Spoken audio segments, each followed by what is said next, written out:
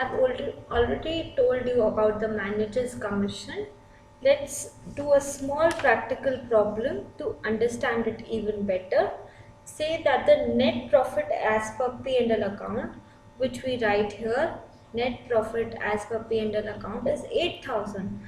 Now the question says, provide for manager's commission at the rate 10% on net profit after charging such commission.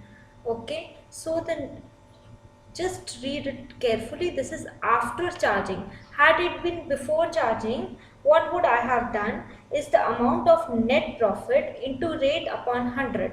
But here it is after charging, so what I have to do is net profit into rate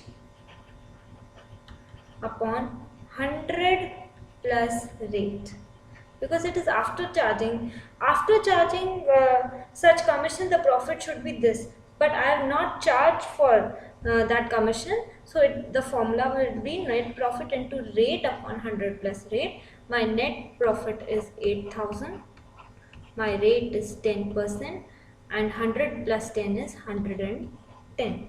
So what figure do I get now? 8,000 into 10 divided by 110 is equal to 73. So I have to put in profit and loss account debit to manager's commission.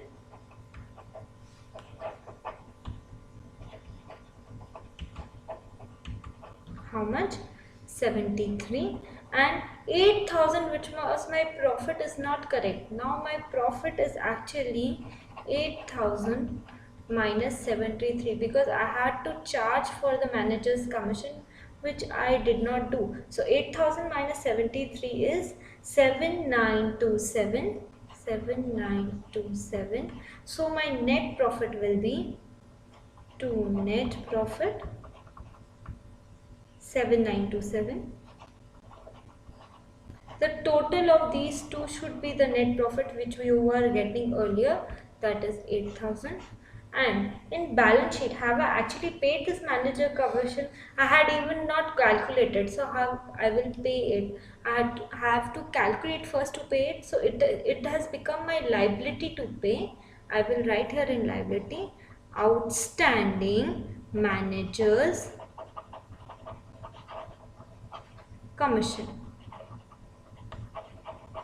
Now this gives it's a dual effect, 73 in your liabilities and 73 P&L debit, and the balance 8,000 minus 73, 7927 is your net profit. So read the question properly. Whenever it is manager's commission, a point in your additional information is manager's commission.